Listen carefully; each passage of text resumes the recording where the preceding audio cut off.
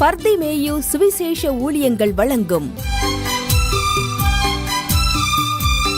நற்செய்தி நேரம்.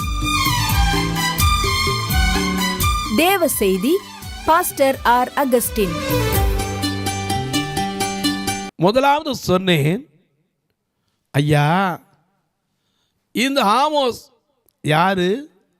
தீர்க்கதரிசியும் அல்ல, தீர்க்கதரிசியின் புத்திரரும் அல்ல. ஏன்னா அந்த நாட்களில் தீர்க்கதரிசியின் புத்திரர்களுக்கு பள்ளி இருந்துச்சு. எங்கெங்கே இருந்துச்சு? எரிகோவில், பெத்தேலெல்லாம் இருந்துச்சு. அந்த தீர்க்கதரிசியின் புத்திரருடைய பிள்ளைகள் தான் எலிசா பார்த்து மொட்டத்தலையா ஏறி போனான். எனக்கு கண்வார்களே, இவன் தீர்க்கதரிசியும் கிடையாது, தீர்க்கதரிசியுடைய புத்திரரும் கிடையாது. இவன் யாரா? மந்தை மேய்க்கிறவன். அது மட்டுமல்ல, இன்னொரு ஜாப் என்னது? காட்டத்தி பழங்களை பிறகுறான். என்ன காட்டத்தி பழங்கள்? Sigma fruit. காட்டத்தி பழங்கள்னா ஐயா ரொம்ப லோயஸ்ட் ஜாப். ஆண்டவருடைய ஊழியத்துக்கு வந்து எந்த வேலையும் செய்யறதுக்கு என்ன செய்யணும்? தகுதிப்படணும். ஏன்னா ஒரு சமயத்தில் பிரான்ஸ் நாட்டிலேருந்து 2 சகோதரிகள், ஆனி ரோலே அப்படின்னு ஒரு பெண்ணும் இன்னொரு பெண்ணும் சேர்ந்து கூட பிறந்த 2 சகோதரிகள் தரிசனத்தை பெற்று வந்தார்கள். இந்தியாவை குறித்த தரிசனத்தோடு வந்து ஊழியம் செய்தார்கள். அவர் எத்தனையோ ஏமாற்றவும் பட்டாங்க. எத்தனையோ போதனை நான் அதை செய்கிறேன் ஏமாத்தினாங்க. அவர் கடைசியில் மொழியும் தெரியாமல் இருந்து ஊழியத்தை கட்டுவதற்கு கடைசி வரைக்கும் தன் ஜீவனை கொடுப்பதற்கு ஆயத்தமாக இருந்தாங்க. அவங்க இந்தியாவில் வந்தவொடனே செஞ்ச வேலை என்ன தெரியுமா? நான் சொல்லலை, அகஸ்டின் ஜோகுமார்ட்ட கழுங்க சொல்லுவார். அவங்க வீட்டுக்கு போனோன்னே ஐ ஃபவுண்ட் அ ஜாப் அப்படின்னாங்களாம். என்ன கண்டுபிடிச்சிங்க? இங்கே இருக்கிற பாத்ரூமெல்லாம் நான் தான் கழுவேன்னாங்களாம். இன்றைக்கி நம்ம ஊழியக்காரன உடனே பிரசங்கம் பண்ணுறது தான் நம்ம வேலை இல்லைங்க, ஊழியம் செய்யணும். ஏன்னா பந்தி இருக்கிறவனோ பணிவிடைக்காரனா? யார் பெரியவன்? பணிவிடைக்காரனா பந்தி இருக்கிறவனா? பணிவிடைக்காரன். ஆமாம். எனக்கு அன்பானவர்களே, அநேக நேரங்களில் தாழ்மை நம்ம எவ்வளவு. நான் ஒரு சமயத்தில் ஒரு சபைக்கு போயிருந்தேன். பார்த்தா அவங்க ஒயிட் அண்ட் ஒயிட்டு, சுத்த ஒயிட்டு. ஆனால் வந்தவொடனே ஒரு பாஸ்டர் என்ன வேலை சொன்னா தெரியுமா? இன்னைக்கு நம்முடைய சபை மக்கள் எல்லாம் சாப்பிட்ட பிளேட்டை கழுவணும். எல்லாரும் சாப்பிட்டு வைப்பாங்க, அந்த பிளேட்டை என்ன செய்யணும்? கழுவணும். A washer man, cooking vessel, not heating vessel, or அந்த some other vessels are used by the kitchen needs. சமையலுக்கு தேவையான பாத்திரங்களை கொண்டு வரது மட்டும் இல்லை, சாப்பிட்டு வைக்கிற அதை கூட கழுவுறல. சாப்பிட்டு வைக்கிற பிளேட் எடுத்துகிட்டு போய் என்ன செய்யணும்? சுத்தமாக கழுவணும். ஏதோ ஒயிட் அண்ட் ஒயிட்டை போட்டுக்கிட்டு வந்து நிற்கிறேங்கிறது இல்லை ஊழியம். எனக்கு அன்பானவர்களே, ஊழியம் செய்யணுங்கும் போது தன்னைத்தான் வெறுக்க வேண்டும். தனக்கு இருக்கிற சிலுவைகளை என்ன செய்யணும்? சுமக்க வேண்டும்.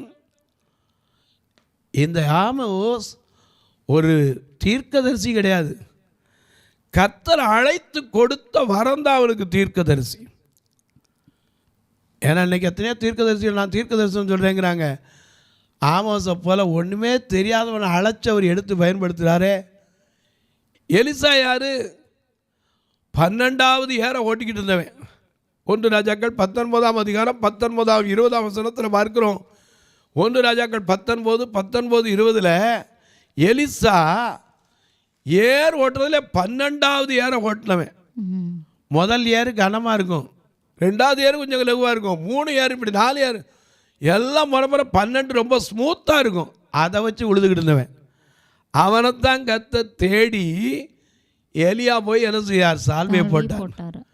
உடனே அவன் என்ன செஞ்சான்? அப்பொழுது அவன் நாடுகளை விட்டு எலியாவின் பிறகே ஓடி நான் என் தகப்பனையும் தாயை முத்தம் செய்ய உத்தரவோடுனா.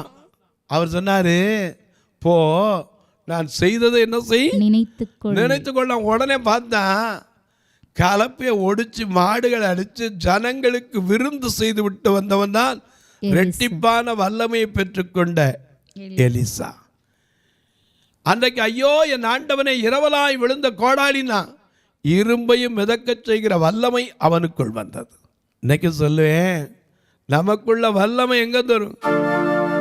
வல்லமையின் ஆவியானவர் என்னில் வந்துவிட்ட காரணத்தினா சொல்லாத சாத்தான ஒரு சொல்லாத்தை பெரட்டி விட்டேன். வல்லமையின் ஆவியானவர் என்னில் வந்துவிட்ட காரணத்தினா சொல்லாத சாத்தான ஒரு சொல்லாத்தை பெரட்டி விட்டேன். வல்லமையின் ஆவியானவர்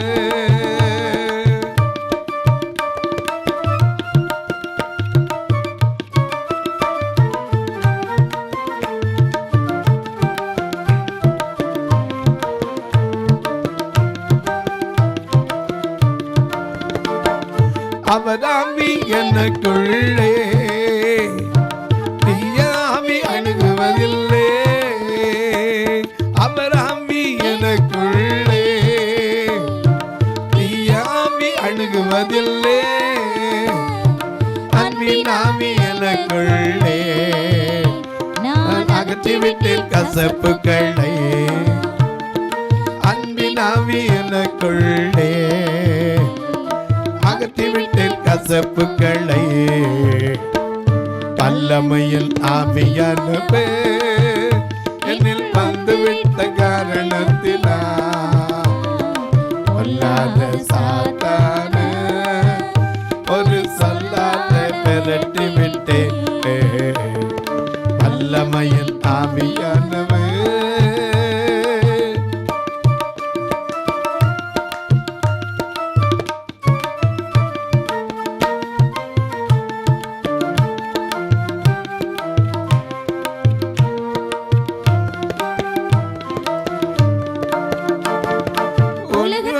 வெளிச்சோனா ஊரெல்லாம் காற்றடிப்பே.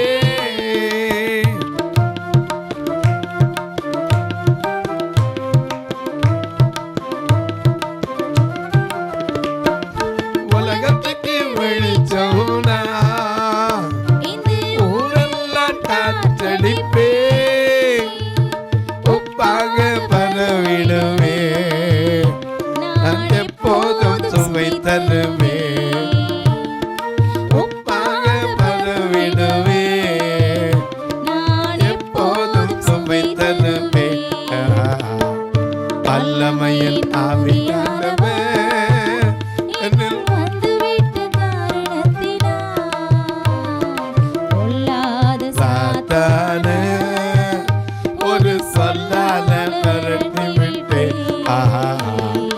வல்லமையில் ஆவியானவர் வந்துவிட்ட காரணத்தினா சொல்லாத சாத்தான ஒரு சொல்லால பரட்டி விட்டேன். எனக்கு அன்பானவர்களே, தீர்க்கதரிசி அல்ல, தீர்க்கதரிசியின் புத்திரன் அல்ல, மந்தை மேய்க்கிறவன். மந்தை மேய்க்கிறவனுக்கு தாங்க தரிசனம் கிடைக்குது.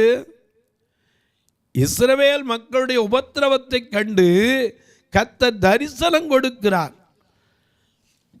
யாத்திராமம் 3ஆம் அதிகாரத்தில் பார்க்கிறோம், மோசே எத்திரோவின் ஆடுகளை என்ன செய்தான்? தன் மாமனாகிய எத்திரோவின் ஆடுகளை மேய்த்து வந்தான்.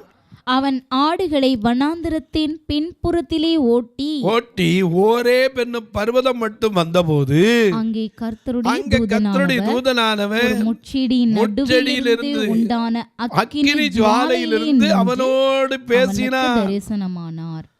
அல்லேலூயா. அல்லேலூயா. அப்பதான் அவனுக்கு தெரியல, ஏன்னா அவருக்கு அவனை பார்க்கிற மாதிரி ஒரு காட்சியை வச்சார், பச்சை முள்ளு. ஆனா என்ன செய்யல, ஜுவாலித்து எரிந்தும் அது வெந்து போகாமல் இருந்தது. உடனே அவனுக்கு ஆச்சரியம் வந்துச்சு, என்ன கிட்ட போய் பார்ப்பேன், அங்கதான் மோசே மோசே நீ நிற்கிற பூமி பரிசுத்த பூமியும் பாதரட்சை கழட்டி விடுன. அங்கதான் கர்த்தருடைய சத்தம் கேட்கிற இடம்ங்க. என்ன கர்த்தரின் சத்தம் வல்லமையுள்ள சத்தம். கர்த்தரின் சத்தம் மானாந்தரத்தை அதிர பண்ணுகிற சத்தம், கேதுரு மரங்களை முறிக்கும், பெண்மான்களை ஈன பண்ணும். என் சத்தத்துக்கு உண்மையாய் செவி கொடுத்தால் இந்த பூமியில் உள்ள சகல ஜாதிகளிலும் உன்னை மேன்மையாகவும் வைப்பேன். ஆண்டவருடைய சத்தத்துக்கு அவ்வளவு வல்லமை உண்டு. இங்கே பார்க்கிறோம், மோசையில் உடனே இவன் கிட்ட போய் பார்க்கறதுக்கு பயந்த உடனே நின்னான், முகத்தை மூடிக்கிட்டான். அப்போ தான் சொன்னார், இங்கே கிட்டி சேராயாக, நீ நிற்கிற இடம் பரிசுத்த பூமி, பாதரட்சை கழட்டு. அதுக்கு எதுக்காக? எகிப்தில் இருக்கிற என் ஜனத்தின் உபத்திரவத்தை நான் பார்க்கவே பார்த்து நிமித்தம் அவர்கள் இடுகிற கூக்குரலை கேட்டு அவர்கள் படுகிற வேதனையை அறிந்தேன். அவர்களை எகிப்தியரின் கைக்கு விடுதலையாக்கவும் அவர்களை அந்த தேசத்திலிருந்து நீக்கி கானானியரும், ஏத்தியரும், எமோரியரும், பெரிசியரும், ஏவியரும், எபூசியரும் இடமாகிய பாலும் தேனும் ஓடுகிற நலமும் விசாலமுமான தேசத்தில் கொண்டு போய் சேர்ப்பதற்கு இறங்கினேன். தரிசனம் கிடைக்குங்க. அங்கதான் குறித்த காலத்திற்கு தரிசனம் இன்னும் வைக்கப்பட்டிருக்கிறது. அது பொய் சொல்லாது, தாமதித்தாலும் அதற்கு காத்திரு, அது முடிவில் விளங்கும், தாமதிப்பதில்லை, நிச்சயமாய் வரும். அதே போல தான் லூக்கா 2:8 வயல்வெளியில் இருக்க தரிசனத்துக்கு மெய்ப்பர்கள் வயல்வெளியில் காத்துக்கிட்டு இருந்தாங்க. அவங்களுக்கு திடீர்னு வானத்திலிருந்து ஒரு தூதன் இறங்கி, இதோ எல்லா ஜனத்துக்கும் மிகுந்த சந்தோஷத்தை உண்டாக்கும் நல்ல செய்தி உங்களுக்கு சொல்லுகிறேன். இன்று கர்த்தராகிய கிறிஸ்து என்னும் இரட்சகர் உங்களுக்கு தாவீதின் ஊரிலே பிறந்திருக்கிறார். பிள்ளையை துணிகளிலே சுற்றி குளிரும் பனியும் கொட்டிலே, கோபகனோ தொட்டிலே, ஆரீரோ ஆரி ஆரிராரோ ஆராரோ ஆராரோ ஆராரோ தூங்கே தோ பாலானி தூங்கே.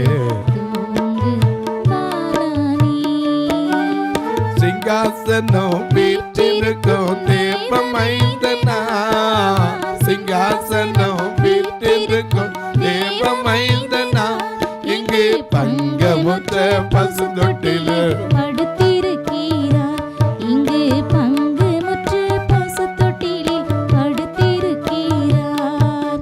குளிரும் பனியும் கொட்டிலே, கோமகனும் தொட்டினிலே, ஆரீரோ ஆரீரோ ஆரிராரோ ஆராரோ ஆராரோ ஆரோ தூங்கே தூங்கு பாலானி, தூங்கு தூங்கு பாலானி.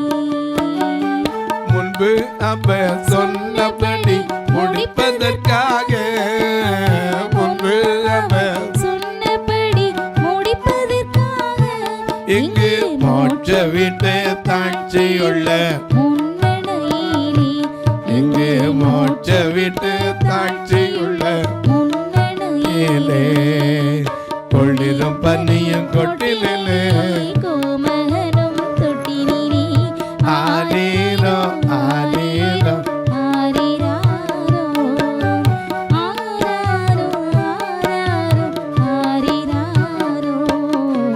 தூங்கு தூங்கு பாலானி, தூங்கு தூங்கு பாலானி.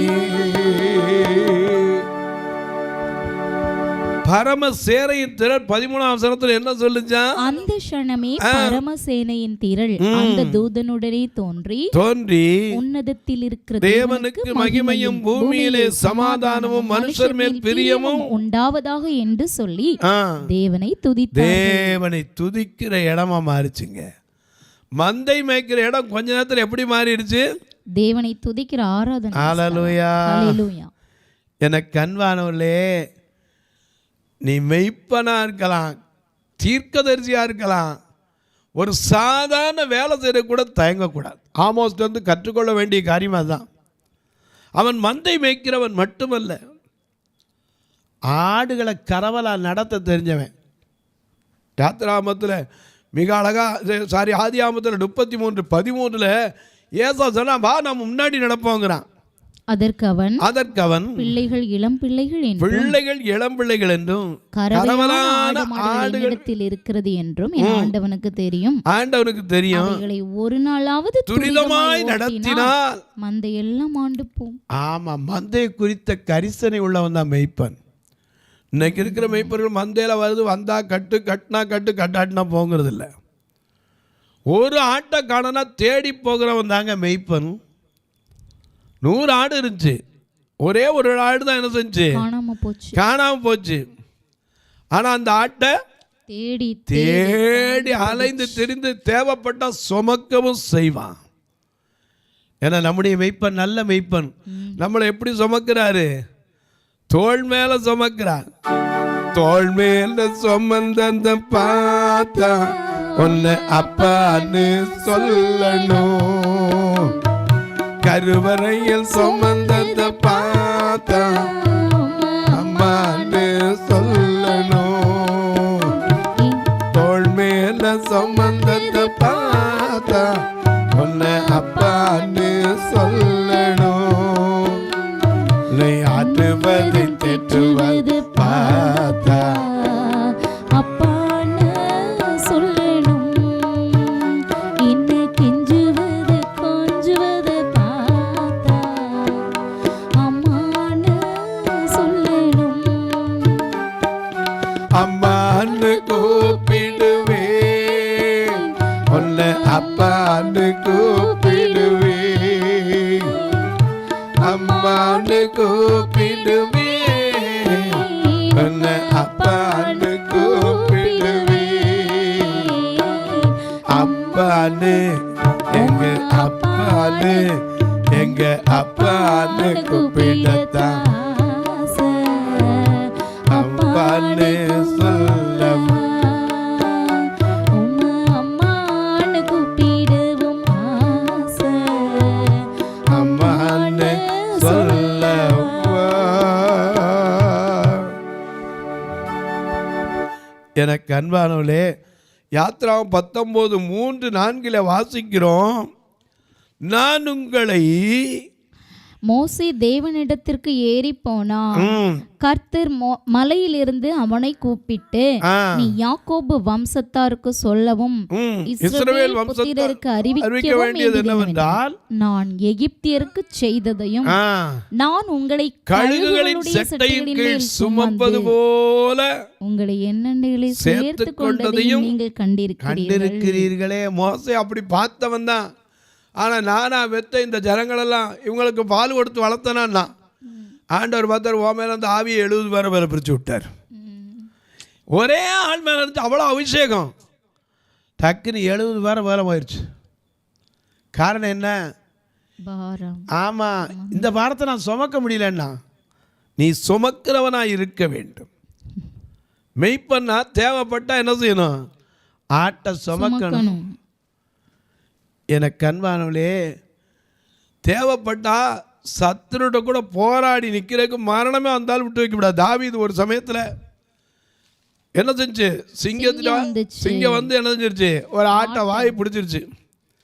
உடனே அது என்ன பண்ணிட்டான், பிடிச்சி வாயிலேருந்து பிடுங்கிட்டான். உடனே சிங்கம் என்ன பண்ணுச்சு, இவன் மேலே தாவிருச்சு. அதை கிழிச்சு போட்டான். 1 சாமுவேல் 17:34. தாவீது சவுலை பார்த்து, உம்முடைய அடியான் என் தகப்பனுடைய ஆடுகளை மேய்த்து கொண்டிருக்கும் ஒரு விசை ஒரு சிங்கமும் ஒரு விசை ஒரு கரடியும் வந்தது. மந்தையில் இருக்கிற ஒரு ஆட்டை பிடித்துக்கொண்டு, ஒரே ஒரு ஆடு தானே போனா போதுன்னு விடல, நான் அதை தொடர்ந்து போய் அடித்து அதை அதன் வாய்க்கு தப்புவித்தேன். சிங்கம் வாயிலிருந்து பிடுங்க முடியுமா? அதனால தான் ஏசாயா 31:4 எத்தனை சத்தம் போட்டாலும் அது பணியாது. ஆனால் அப்படிப்பட்ட சிங்கத்தை எதிர்த்து நிற்க துணிந்தவன் யாரு? அபிஷேகம் பெற்றவன், மெய்ப்பன். அதனால தான் அவன் பாடினான், கர்த்தரின் மீட்பரா இருக்கின்றார் தாழ்படையே. கர்த்தரின் மீட்பராய் இருக்கின்றார் தாழ்வடையே. அவர் புல்லுள்ள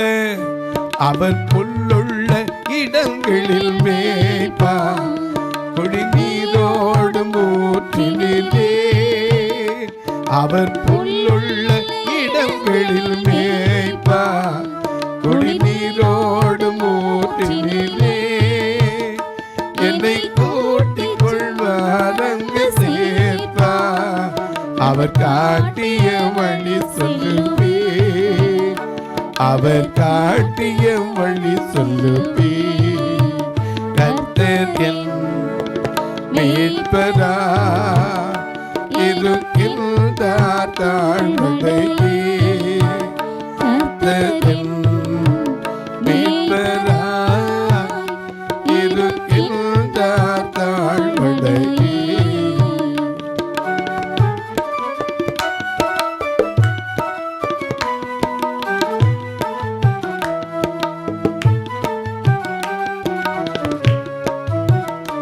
எதன் பகைவர்கள் கண்களின் முன்னே ஒரு பந்தியை ஏற்படுத்தி.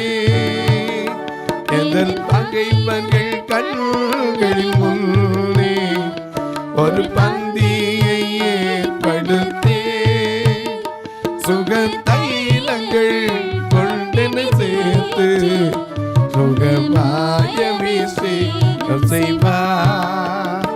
சுக தைலங்கள் கொண்டென சேர்த்து சுகமாய வீசி செய்வார்.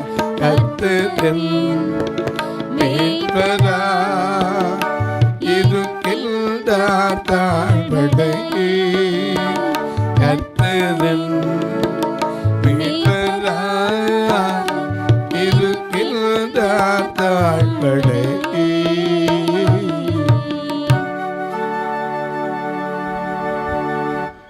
எனக்கு அன்பானவர்களே, இயேசு கிறிஸ்து நல்ல மேய்ப்பன் சொன்னார். அவர் கொண்டு போகும்போது என்ன காணிக்க தெரியுமா? லூக்கா 2:24 ஒரு காட்டுப்புறா, ஒரு ஜோடு காட்டுப்புறா. புறா கூட இல்லை, காட்டுப்புறா ரொம்ப லோயஸ்ட். அவங்க அவ்வளோ ஏழையாக இருந்தாங்க. அப்படிப்பட்ட ஏழையில் பிறந்தவர் தான் நல்ல மெய்ப்பனாக, நம்மை மேய்க்கிற மெய்ப்பனாக இந்த பூமிக்கு வந்தார். அவர் தான் நம்ம பார்த்து சொன்னார், நானே நல்ல மெய்ப்பன், நல்ல மெய்ப்பன் ஆடுகளுக்காக தன் ஜீவனை கொடுக்கிறான். மெய்ப்பன் அவனை ஆடுகளெல்லாம் குழந்தை வடிவத்தில், மன்னவன் அவனே மக்கள் எல்லாம் மனிதர் வடிவத்தில். அந்த பேர மெய்ப்பனாக இருக்கிறவன் ஆட்டுக்கு எப்படி தண்ணி காட்டணும் தெரியும். தண்ணி காட்ட போன யாக்கோபுக்கு வாழ்வு திரும்ப வந்தது. எல்லாத்தையும் விட்டு ஓடிப்பானா, அம்மா அப்பா விட்டு எங்கே போகிறோன்னு தெரியாமல் ஓடிப்பானா. அந்த மெய்ப்பனா மாறின உடனே யாக்கோபுக்கு நல்ல குடும்ப வாழ்க்கையே கிடச்சது. மோசே போன இடத்துல ஒன்றுமே இல்லாமல் பயந்து பார்வோனுக்கு ஓடிப்பானா. பார்வோன் நிறுத்து நிற்பதற்கு பலப்படுவதற்கு மட்டுமல்ல, தேவன் அவனுக்கு கொடுக்க வேண்டிய நியாயமான வாழ்க்கையை கொடுத்தார். மீதியான் தேசத்து ஆசாரியருடைய வீட்டில் தொலைக்காட்சியில் பார்க்கிறேன். அன்பு மக்களே, இந்த ஆமோஸை குறித்து கேட்டீங்க. நீங்களும் கற்றுக்கொள்ளதோடு இல்லாமல் மற்றவங்களுக்கு சொல்லுங்கள். ஏன்னா ஒருத்தருக்காவது சுவிசேஷம் சொல்கிறது நம்முடைய கடமை, மறக்காதீங்க. எனக்கு அன்பானவர்களே, இந்த நிகழ்ச்சியை பார்க்குறதோடு விட்டுறாமல் ஒரு வார்த்தை ஜெபம் பண்ணுறீங்களா? இது தினம் வரணும், இதற்கான தேவைகள் சந்திக்கப்படணும். ஒவ்வொரு நாளும் ரெக்கார்டிங்கோடு சேர்த்து 5000 வந்துடும். 4000 தொலைக்காட்சிக்கு மட்டும். எனக்கு அன்பானவர்களே, இதில் ஏதாவது 1-2 வந்த பிறகு தான் சபையை நடத்த முடியும். 1க்கு 2 சபை உண்டு. எந்த வெளிநாட்டு பணம் கிடையாது. ஏதோ பார்த்துட்டு அந்த எமோஷனில் ஒரு காணிக்கை, சின்ன சின்ன காணிக்கை போடுறாங்களே, அதை வச்சு தான் இந்த ஊழியம் நடக்குது. நீங்களும் கத்திரிடத்தில் ஜெபம் பண்ணுங்க. எத்தனையோ கட்டுமான பணி இன்னும் முடிக்கப்படாமல் கூட இருக்குது. எங்கள் இடத்துல வந்து பாருங்க, திருநெல்வேலியில் ஆண்களை தங்க வச்சுருக்கோம், வயதானவங்கள. ஒரே ஒரு ரூம் தான் இருக்குது. இன்னொரு அறை கூட அவங்களுக்கு வசதியாக கட்டி கொடுக்க முடியல. வெளியேருந்து வரவங்கள கூட்டிகிட்டு வர்றதுக்கு மட்டும் பஸ் ஸ்டாண்டில் ஒரு நாளைக்கு 4000 ரூபா வேன் செலவழித்து எடுக்கிறோம் வாடகைக்கு. மதுரையில் வந்து பாருங்கள், வயதான பெண்களுக்கு வச்சுருந்தோம். இப்போ அதில் 20 வருஷத்துக்கு மேலே ஆனதுனால அந்த ஓடுகள்லாம் உடஞ்சி போய் ஒழுகிறதுக்கு இருக்குது. திரும்ப ஓடணும் எவ்வளோ பிரதர்? நான் ஓட விரும்பலை. ஆண்டவர் கொடுத்தா அது பெர்மனண்ட் ரிலீஃபாக இருக்கும். இன்னும் சென்ட்ரிங் போடணும். 6 லட்ச ரூபா நாங்கள் ஆண்டவருக்கு அது லேசான காரியம். நீங்களும் ஜெபம் பண்ணுங்க. வருகிற கிறிஸ்மஸ் நாட்களிலே இந்த 2 ஆலயத்துலேயும் வர்றவங்களுக்கு எப்போதும் நன்மை செய்வது உண்டு. நான் எந்த கவரும் போட்டு உங்களுக்கு தனியாக அனுப்புறதில்லை. கர்த்தர் உங்களை ஏவினால், ஞாபகத்தில் கொடுத்தால், நீங்களும் பழுது பார்த்து கட்டுகிற வேலைக்கு கர்த்தர் உங்களை எழுப்பட்டும். உங்கள் ஜெபக்காரி எது இருந்தாலும் 10 மணிக்கு மேலே சொல்லுங்கள், 5க்குள்ளே. எப்படி பிரதர் உதவுறது? இதில் 2 நம்பர் வந்துக்கிட்டே இருக்கும், ஜிபே, ஃபோன்பே. ஒருவேளை ஐயா நான் கணக்கு வைக்கிறவங்க அப்படின்னு கேட்டிங்கன்னா 8438852500 84 388 52 500. இந்த நம்பரில் உங்கள் கூகுள் அடித்து பாருங்கள், பருத்தி மேயு சேரிட்டபிள் ட்ரஸ்ட்டுன்னு இருக்கும். ஆண்டவர் கொடுக்குறதுல என்னையா கணக்கு எனக்கு வேண்டியிருக்கு? பரலோகத்தில் இருந்தால் போதும் பலன்னீங்கன்னா இதை பற்றி எதுவுமே யோசிக்க வேண்டாம். நீங்கள் எப்போதும் போல் ஃபோனுடைய ஜிபே, ஃபோன்பேயோடய இருக்கணும். நான் இப்போ உங்களுக்காக ஜெபிக்கட்டுமா? அன்பின் தெய்வமே, ஆமோஸ் ஒரு தீர்க்கதரிசி அல்ல, தீர்க்கதரிசிகளின் புத்திரனும் அல்ல, காட்டத்தி பழங்களை பறக்குகிறவன். அவனைத்தான் அழைத்து தீர்க்க தரிசனம் சொன்னான், தேசத்தில் ஒரு பஞ்சம் வரும். அது ஜலக்குறைவினால் உண்டாகிற பஞ்சமல்ல, ஆகார குறைவினால் உண்டாகிற பஞ்சமல்ல, ஜலக்குறைவினால் உண்டாகிற தாகமல்ல, வேதவசனம் கிடைக்காத காலம் வரும்னு சொல்லி வேதத்தை கற்றவன்ல அழைக்கப்பட்டவன் அவன் சொல்லி வைத்தான். இன்னைக்கு நீங்களும் நானும் வேதத்தின் ரகசியங்களை ஆராய்ந்து அறிய ஞானத்தை கேட்போம். இந்த நாளிலே வியாதி படுக்கையில் இருப்போருக்காய் ஜெபிக்கிறேன். மாத்திரையும் கையுமா பல ஆண்டுகளாய் படுக்கையில் இருக்கிற மக்களுக்காய் ஜெபிக்கிறேன்.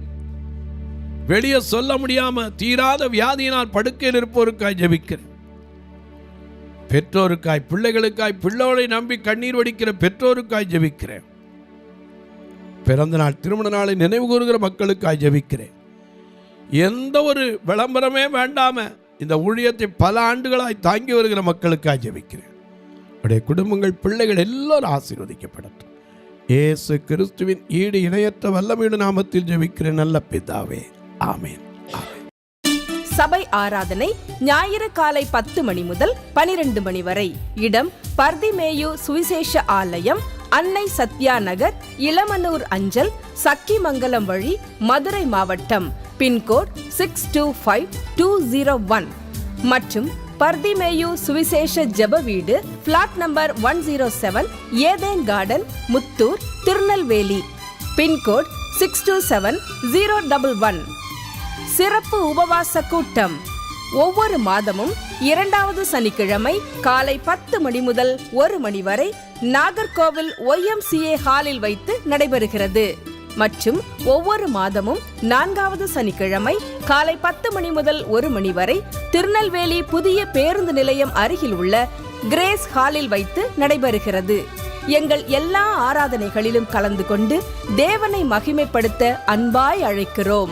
உங்கள் உதாரத்துவமான காணிக்கைகளினால் இவ்வூழியத்தை தாங்க விரும்பினால் R Augustine, account number 5021364331, IFSC code IDIB 000B066, Indian Bank, BP Kulam, Madurai.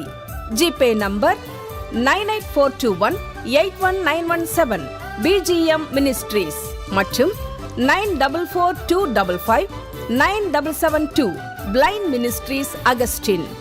உங்கள் தொடர்புக்கு பாஸ்டர் ஆர் அகஸ்டின், பர்திமேயு சுவிசேஷ ஊழியங்கள், நாகமலை, புதுக்கோட்டை, மதுரை 625019. தொலைபேசி எண்கள் 9842181917 மற்றும் 9442559772. கர்த்தர் தாமே உங்களை ஆசீர்வதிப்பாராக.